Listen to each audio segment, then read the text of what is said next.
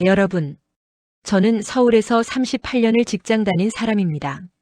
아침 6시에 일어나 구두를 닦고 어깨가 닿을 만큼 빽빽한 지하철에 끼어 타고 야근을 밥 먹듯 하고 출장을 집처럼 생각하며 살았습니다. 그게 삶이라고 믿었습니다. 아니, 그게 의무라고 믿었습니다. 남자가 가장이 해야 할 일이라고. 그 믿음 하나로 38년을 버텼습니다. 그리고 오늘 밤 저는 제 아내 앞에 서류 한 장을 내밀었습니다. 이혼하자. 68살에 결혼한 지 40해가 넘은 시점에 손주가 둘이나 생긴 이 나이에 사람들은 그러겠죠. 이제 와서 무슨 이혼이냐? 그냥 참고 살지. 얼마나 산다고. 노인네가 지각 없이. 그런데 저는 참다 폭발해서 이혼을 꺼낸 게 아닙니다. 사랑이 식어서 떠나려는 것도 아닙니다. 다른 사람이 생긴 것도 물론 아닙니다. 저는 저 자신을 지우려고 이 서류를 꺼냈습니다. 왜냐하면 저는 곧 저를 잃어버릴 것 같았으니까요. 이야기를 시작하기 전에 구독 버튼 한번 눌러주세요. 이런 이야기들이 더 많은 분들께 닿을 수 있도록 여러분의 구독이 정말 큰 힘이 됩니다. 이미 구독하고 계신 분들 진심으로 감사합니다. 자, 그럼 시작합니다. 저는 29에 처음 직장에 들어갔습니다. 서울 구로동에 있는 조그만 무역회사였습니다. 월급은 적었지만 눈이 빛났습니다. 나는 이 회사를 크게 만들겠다고 다짐했죠. 그 다짐이 맞아들었는지 틀렸는지는 모르겠습니다. 회사는 꽤 컸고 저는 꽤 올라갔습니다. 부장이 됐고 그 다음에 이사가 됐습니다. 그 과정에서 치러야 했던 대가는 생각보다 컸습니다. 큰딸 100일 사진에 제가 없습니다. 그날 저는 도쿄 출장 중이었으니까요. 둘째 아들이 열이 펄펄 끓던 날 아내가 밤새 혼자 아이를 안고 응급실을 다녀왔습니다. 저는 회사 회식 자리에서 그 소식을 문자로 받았습니다. 막내가 초등학교에 처음 입학하던 날 저는 지방 발령 중이었습니다. 아내가 사진을 찍어 보내줬는데 막내는 교복을 입고 웃고 있었습니다. 그 사진 속에 제 자리는 없었습니다. 그때는 그게 당연한 줄 알았습니다. 가족을 위해 돈을 버는 게 아버지의 역할이라고. 현장에 없어도 통장에 월급이 찍히면 나는 좋은 아버지라고 믿었습니다. 퇴직하던 날 기억이 납니다. 동료들이 꽃다발을 안겨줬고 사장이 악수를 건네며 말했습니다. 수고 많으셨습니다. 이제 푹 쉬세요. 저는 웃으며 고개를 숙였습니다. 그런데 차를 타고 집으로 오는 길 이상하게 가슴이 비어 있었습니다. 마치 오래된 건물에서 간판을 떼어낸 자리 같은 그 허전한 벽 같은 느낌이었습니다. 저희는 서울 노원구의 25평 아파트에 삽니다. 아이들 셋이 뛰어다닐 때는 이 집이 얼마나 좁았는지. 욕실 하나를 5명이 쓰고 작은 방 하나에서 두 아이가 같이 잤습니다. 지금은 넓습니다. 넓다는 게 이렇게 서글픈 단어인 줄 몰랐습니다. 큰딸은 일산으로 시집갔고 둘째 아들은 인천에서 직장을 다니고 막내는 아직 미혼이라 마포에서 혼자 삽니다. 집엔 저와 아내 둘뿐입니다. 퇴직 전에는 몰랐습니다. 이 집이 이렇게 조용한지, 벽시계 소리가 이렇게 크게 들리는지, 냉장고가 이렇게 자주 돌아가는 소리를 내는지, 아침 6시에 일어나 신문을 펼쳐도 아내는 말이 없습니다. 커피 마실래? 응. 그게 대화의 전부입니다. 어떤 날은 그게 하루 전부이기도 합니다. 퇴직하고 처음 한 달은 좋았습니다. 아침에 늦게 일어나도 됐고 오전에 공원을 산책하고 점심은 동네 국수집에서 먹었습니다. 그런데 2달째부터 이상해졌습니다. 아침을 먹고 설거지를 도와보려 하면 그냥 놔둬. 청소기를 들면 먼지 더 날린다. 빨래를 널면 다시 해야겠다. 장을 보러 가겠다고 하면 당신이 사오면 엉뚱한 것만 사와. 처음엔 웃었습니다. 아내 성격이 원래 꼼꼼하니까. 내가 집안일을 잘 못해서 그런 거겠지. 그런데 3달째 어느 날 아침 신문도 읽고 커피도 다 마시고 시계를 보니 오전 10시였습니다. 그 순간 제가 이런 생각을 했습니다. 나는 여기서 뭘 하는 사람이지? 38년을 조직에서 살았습니다. 부하 직원이 있었고 회의가 있었고 출장이 있었고 결제가 있었고 제 한마디 한마디에 무게가 있었습니다. 그런데 지금은 이 집 안에서 제가 설거지 하나 제대로 못합니다.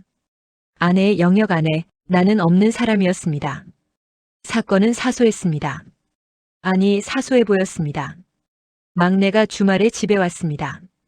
저는 얼마나 반가웠는지. 아내는 미리 갈비찜을 해놨고 저는 막내가 좋아하는 냉면도 시켜놨습니다. 식사를 하면서 저는 자연스럽게 이것저것 물었습니다. 회사 힘들지 않냐? 요즘 MZ라고 하던데 그 친구들이랑 잘 지내냐? 내 팀장은 어떤 사람이야? 리더십이 있어? 요즘 경기가 안 좋은데 회사 매출은 어때? 막내가 젓가락을 잠깐 내려놓더니 말했습니다. 아빠는 이제 회사 얘기 몰라도 돼. 그 말이 이상하게 심장에 박혔습니다. 아이가 나쁜 뜻으로 한 말이 아닌 줄 압니다. 그냥 툭 튀어나온 말이겠죠. 아빠, 이제 편하게 사세요라는 뜻이었을 겁니다. 그런데 저는 그날 밤 그 한 문장을 수십 번 되뇌었습니다. 이제 회사 얘기 몰라도 돼. 이제 나는 회사 얘기도 할 자격이 없는 사람. 세상에서 분리된 사람. 유통기한이 지난 사람. 진열대에서 내려온 사람. 그날 이후 이상한 게 생겼습니다. 뉴스를 봐도 예전처럼 분석하고 싶지 않았고 경제 기사를 봐도 예전처럼 시뻘개지지 않았습니다. 무뎌지는 것인지 포기하는 것인지 그 경계가 흐릿해졌습니다. 저녁에 가족 단톡방에 메시지를 보냈습니다. 이번 주말에 다 같이 밥 먹자. 일금 3. 답은 없었습니다. 1시간이 지났습니다. 2시간이 지났습니다. 밤 10시가 넘어서야 큰딸이 답장했습니다. 아빠, 이번 주말은 애들 학원 픽업이 있어서요. 둘째는 다음날 아침에 답했습니다. 아빠, 야근 잡혔어. 다음에요. 막내는 이모티콘 하나만 보냈습니다. 우는 이모티콘이었습니다. 저는 그 이모티콘을 한참 봤습니다. 아이는 미안하다는 뜻으로 보냈겠지만 그 울상이 자꾸 제 얼굴 같았습니다. 그날 밤 저는 혼자 소주 한 병을 깠습니다. 냉장고 남은 안주도 없이 불 끈 거실에서 혼자. 아내가 말했습니다. 술 좀 줄여. 건강 생각해야지. 그 말은 걱정이었겠죠. 당연히 걱정이었을 겁니다. 그런데 제 귀엔 이렇게 들렸습니다. 쓸모없으면서 건강은 왜 챙겨? 그 생각이 들었을 때 저는 스스로 놀랐습니다. 내가 지금 무슨 생각을 하고 있는 거지? 왜 아내의 걱정이 그렇게 들리는 거지? 한참 생각했습니다. 그리고 결론이 났습니다. 나는 지금 스스로를 쓸모없다고 여기고 있구나. 그때부터 이상한 일이 생겼습니다. 처음엔 가스불을 켜놓고 나왔습니다. 아내가 냄새 난다며 달려가 껐습니다. 당신 요즘 왜 이래? 저는 웃으며 넘겼습니다. 다음엔 휴대폰 비밀번호가 갑자기 기억이 나지 않았습니다. 20년 넘게 똑같이 쓰던 번호인데 10분을 서서 시도해도 안 됐습니다. 결국 초기화했습니다. 그 다음엔 둘째 생일을 하루 지나서야 떠올렸습니다. 전화를 했더니 둘째가 웃으며 말했습니다. 아빠, 어제였어. 저는 얼마나 민망했는지. 아내가 말했습니다. 당신 왜 그래? 요즘 더 깜빡하네. 저는 웃으며 넘겼습니다. 나이 먹었잖아. 나이 먹으면 다 그렇지. 그런데 어느 날 지하철 7호선을 타고 가다가 내릴 역을 지나쳤습니다. 수십 년 다닌 노선인데 눈을 감고도 내릴 줄 알았던 그 역인데 그 순간 식은땀이 흘렀습니다. 다음 역에서 내려 반대편 열차를 기다리며 저는 서 있었습니다. 플랫폼이 이상하게 낯설었습니다. 분명 수백 번 서봤던 자리인데 이게 단순한 건가? 저는 아무에게도 말하지 않고 서울대병원 신경과에 갔습니다. 혼자 접수하고 혼자 대기하고 혼자 검사를 받았습니다. 신경심리검사, MRI, 혈액검사. 반나절이 걸렸습니다. 의사는 결과지를 보며 조심스럽게 말했습니다. 경도 인지장애 가능성이 있습니다. 현재 상태로는 일상생활에 큰 문제가 없지만 초기 치매로 진행될 수 있어요. 정기적으로 경과를 지켜봐야 합니다. 저는 병원 화장실에서 거울을 오래 봤습니다. 머리카락은 희고 눈가주름은 깊고 거울 속 사람이 낯설었습니다. 내가 나를 잃어버린다고. 그리고 그 순간 한 사람이 떠올랐습니다. 아내. 그 사람은 평생을 나 때문에 희생했는데, 그 사람은 이제 겨우 혼자 시간이 생겼는데, 이제 와서 치매 남편까지 떠안게 할 수는 없었습니다. 병원에서 집으로 돌아오는 길, 저는 1시간을 걸었습니다. 지하철을 탈 자신이 없었습니다. 걸으면서 아내를 떠올렸습니다. 아내는 경남 진주 출신입니다. 서울로 올라와 타이핑 학원을 다니며 작은 회사에서 일했는데 그때 제가 만났습니다. 결혼하고 나서 아내는 직장을 그만뒀습니다. 그때는 그게 당연한 시절이었습니다. 아내는 집을 지키는 게 일이다. 저도 그렇게 생각했고 아내도 그렇게 받아들였습니다. 그런데 지금 생각해보면 아내가 그 선택에 대해 단 한 번도 억울하다고 말한 적이 없습니다. 나도 일하고 싶었는데 라고 말한 적이 없습니다. 그 침묵이 지금은 더 무겁게 느껴집니다. 큰딸 운동회 때, 둘째 학예회 때, 막내가 처음으로 자전거를 탔을 때 아내는 혼자 그 자리에 있었습니다. 카메라를 들고 혼자. 제가 지방 발령을 받았을 때 아내는 새 아이를 데리고 혼자 서울에 남았습니다. 주말마다 제가 내려가거나 올라오거나 했지만 평일 닷새를 아내는 혼자 버텼습니다. 그때 아내가 얼마나 힘들었는지 저는 물어본 적이 없습니다. 아내도 말한 적이 없습니다. 40년 전 우리가 처음 만난 날 나는 버스 정류장에서 아내의 우산을 들어줬습니다. 비가 오고 있었습니다. 아내는 쑥스럽게 웃었습니다. 그 웃음이 결혼이 됐고 아이 셋이 됐고 40년이 됐는데 지금 이 종이 한 장으로 끝내려 하고 있습니다. 아내를 위해서라는 이름으로. 저는 그 결심을 하기까지 닷새가 걸렸습니다.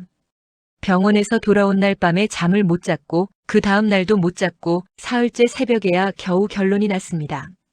가장 좋은 방법은 내가 아내 곁을 떠나는 것이다. 그 결론을 내리면서 이상하게 마음이 편해졌습니다. 모든 것이 정해진 듯한 그 느낌. 사실은 그게 체념이었는데 그때는 결단이라고 생각했습니다. 병원에서 돌아온 그날 이후 저는 일주일을 혼자 생각했습니다. 아무도 모르게 밤마다 거실에 혼자 앉아 계산기를 두드리듯 따져봤습니다. 나는 앞으로 기억을 잃어갈 것이다. 어느 시점에는 이름도 얼굴도 잊을 수 있다. 아내는 나를 돌봐야 한다.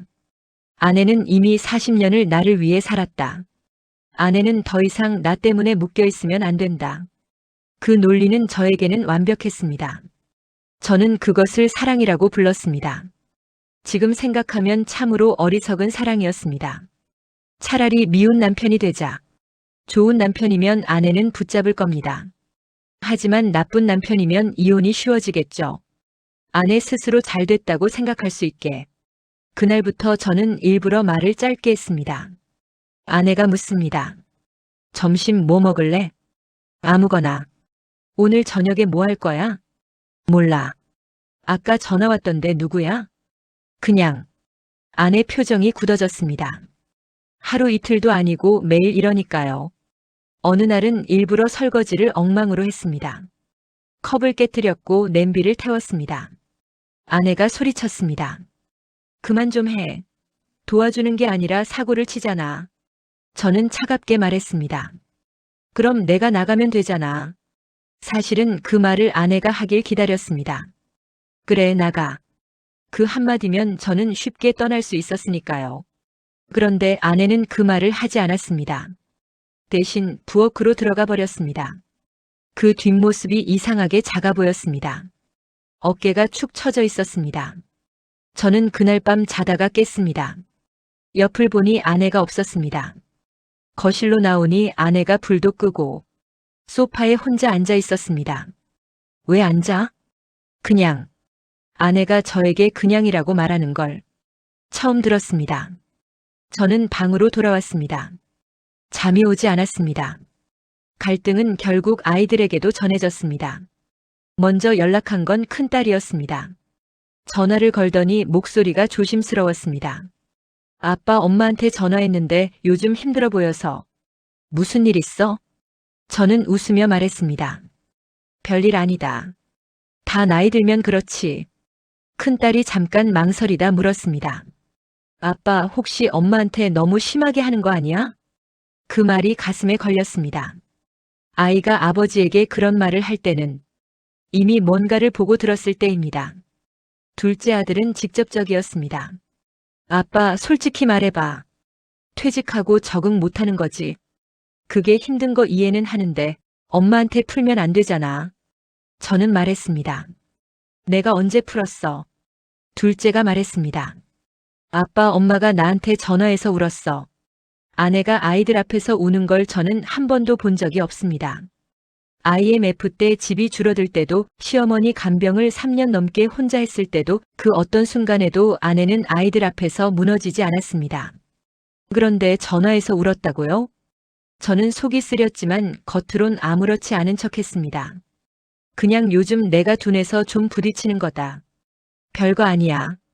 막내는 한참 뜸을 들이다 카톡을 보냈습니다. 아빠, 이혼 얘기까지 나왔다며? 아내가 말했구나. 아니면 아이들끼리 얘기가 됐나? 저는 일부러 솔직하게 답했습니다. 그래. 생각 중이다. 막내에게서 바로 전화가 왔습니다. 목소리가 떨렸습니다. 아빠, 그건 아니잖아. 저는 말했습니다. 나이 들면 각자 편하게 사는 게 낫다. 아빠가 이제 엄마한테 짐이 될 수도 있어. 막내가 잠시 침묵하더니 물었습니다. 아빠, 혹시 어디 아파? 저는 빠르게 말했습니다. 아니다. 그냥 그런 생각이 드는 거다. 전화 끊어라, 늦었다. 전화를 끊고 나서 한참을 앉아 있었습니다. 막내가 어떻게 알았을까? 어디서 눈치챈 걸까? 저는 구청 홈페이지에서 이혼 절차를 검색했습니다. 협의 이혼, 숙려기간 3개월, 가정법원 방문, 서류를 출력하는데 손이 떨렸습니다. 종이 한 장이 왜 이렇게 무겁던지. 저는 식탁 위에 서류를 올려두고 한참을 바라봤습니다. 38년 결혼 생활이 A사 몇 장에 담긴 겁니다. 재산 분할, 위자료, 주소 이전, 양쪽의 서명란. 사람 인생이 이렇게 끝나는 건가? 저는 아내의 이름을 써보려다 멈췄습니다. 이름 석자를 내가 이 서류에 쓴다는 게 그 순간 너무 이상하게 느껴졌습니다. 내가 처음으로 이 사람 이름을 불렀던 게 언제였더라. 결혼 전에는 이름을 불렀는데 결혼하고 나서는 여보가 됐고, 아이들이 생기고 나서는 엄마가 됐고, 퇴직하고 나서는 그냥 야가 됐습니다. 이름을 잊어버린 게 아닌데 이름을 부른 게 언제인지 기억이 나지 않습니다. 그때 아내가 들어왔습니다. 서류를 봤습니다. 한참을 말이 없었습니다. 그리고 조용히 말했습니다. 당신 요즘 병원 다녀왔지? 심장이 멎는 줄 알았습니다. 저는 아무 말도 못했습니다. 아내가 말했습니다. 당신 지갑에 서울대병원 영수증 있었어. 신경과. 본인 부담금 28,000원. 저는 아무 말도 못했습니다. 아내가 말을 이었습니다. 그날 이후로 당신이 더 이상해졌어.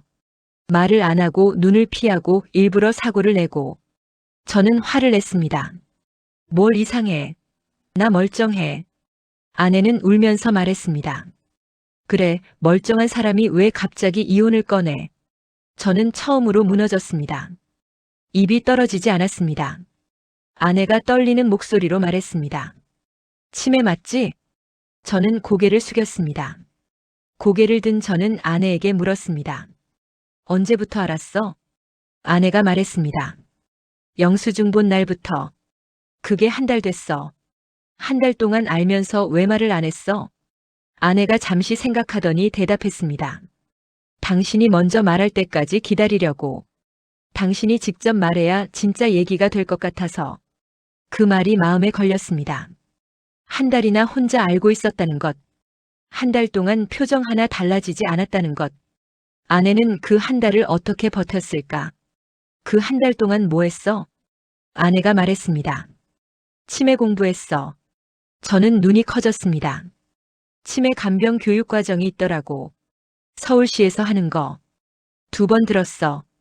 그리고 치매 안심센터도 다녀왔어. 우리 동네 노원구에 있어. 어떤 지원을 받을 수 있는지 물어봤어. 저는 할 말이 없었습니다. 내가 혼자 끙끙 앓으며 이혼 서류를 뽑을 때 아내는 혼자 치매 공부를 하고 있었습니다. 나는 아내를 구해준다고 생각했는데 아내는 나를 구하러 이미 움직이고 있었습니다. 저는 눈물이 날 것 같아서 고개를 돌렸습니다. 아내가 말을 이었습니다. 치매는 무서운 병이야. 근데 더 무서운 건 환자가 혼자 짊어지려 한다는 거야. 책에 그런 말이 있더라고. 치매 환자 가족 중에 제일 힘든 사람은 환자 본인이 아니래. 환자가 혼자 숨기려 할 때 그걸 옆에서 지켜봐야 하는 사람이래. 저는 그 말에 얼굴이 화끈해졌습니다. 내가 숨기는 게 아내를 더 힘들게 하고 있었던 겁니다. 아내의 말을 들은 후 저는 그날 밤 아내에게 처음으로 다 말했습니다. 지하철에서 역을 지나쳤던 날, 병원에 혼자 갔던 날, 결과지를 받아들고 화장실 거울 앞에 섰던 날, 말하면서 저도 몰랐던 것들이 나왔습니다. 나는 사실 당신이 나를 잊지 말아달라고 매달리면 어떡하나 싶었어. 그게 무서웠어. 당신이 울면서 나를 붙잡으면 나는 더 떠날 수 없게 될 것 같아서. 당신 인생, 이제 좀 편해지라고.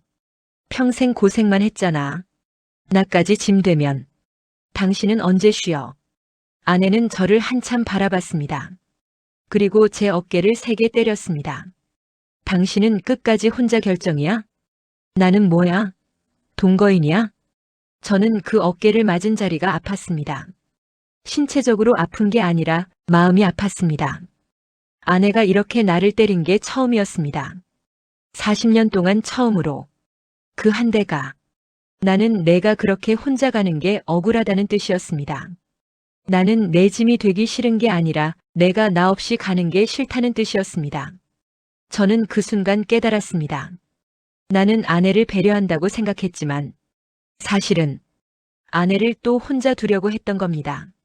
30대에도 40대에도 50대에도 나는 늘 혼자 결정했고 아내는 늘 혼자 버텼습니다.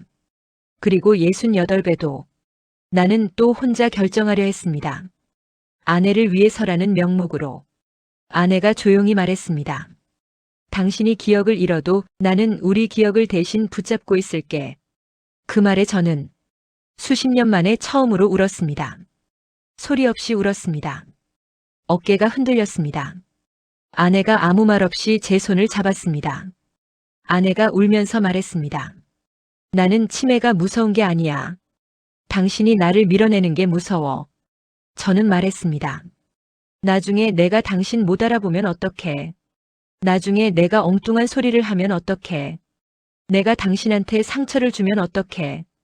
아내는 잠시 눈물을 닦더니 대답했습니다. 그럼 다시 소개하면 되지. 처음 만난 사람처럼. 저는 그 말에 눈물이 터졌습니다. 수십 년을 참아온 눈물이었습니다. 강한 척했던 그 세월의 눈물이었습니다. 가장은 울면 안 된다고 믿었던 그 고집의 눈물이었습니다. 아내는 말을 이었습니다. 나는 당신이 병에 걸려서 무너지는 게 아니라 혼자 결심하고 떠나는 게 더 화가 나. 짐이면 어때? 당신이 내 남편인데. 그 말이 저를 살렸습니다. 아내는 그날 밤 말을 덧붙였습니다. 당신 나한테 한 번도 힘들다고 말한 적 없어. 38년 동안 저는 뭐라 대답해야 할지 몰랐습니다. 가장이니까, 남자니까, 약하게 보이기 싫어서 그 말들이 입에서 나오려다가 멈췄습니다. 말이 될 이유가 없었으니까요. 아내가 말했습니다. 앞으로는 힘들면 말해. 무서우면 무섭다고 해. 그게 짐이 아니야. 그게 부부야. 다음 날 아침 아내는 아이들을 모두 불렀습니다. 큰딸, 둘째, 막내. 아이들은 각자 이것저것 핑계를 댔지만 결국 셋 다 왔습니다. 오랜만에 5명이 식탁에 앉았습니다. 아내가 갈비찜을 했습니다. 저는 그 냄새가 좋았습니다. 밥을 먹다가 아내가 말했습니다. 아빠, 치매 초기래. 공기가 멈췄습니다. 막내가 먼저 울었습니다. 왜 말 안 했어? 왜 혼자 그걸 가지고 있었어? 둘째는 입술을 깨물며 시선을 내려깔았습니다. 큰딸은 아무 말 없이 숟가락을 내려놨습니다. 저는 웃으려 했습니다. 아직 멀쩡해. 밥도 잘 먹고 운전도 하고. 그런데 큰딸이 말했습니다. 아빠, 우리도 가족이야. 엄마 혼자 아니야. 둘째가 말했습니다. 나 인천에서 주말마다 올게. 기차로 40분이면 되는 거 알잖아. 막내는 말했습니다. 마포집 정리하고 들어올까? 혼자 사는 것도 사실 외로웠거든. 저는 손을 내저었습니다. 그럴 필요 없다. 너희 인생이 있잖아. 그런데 아내가 제 손을 잡았습니다. 이번엔 당신 혼자 결정 안 해. 저는 할 말이 없었습니다. 큰딸이 말했습니다.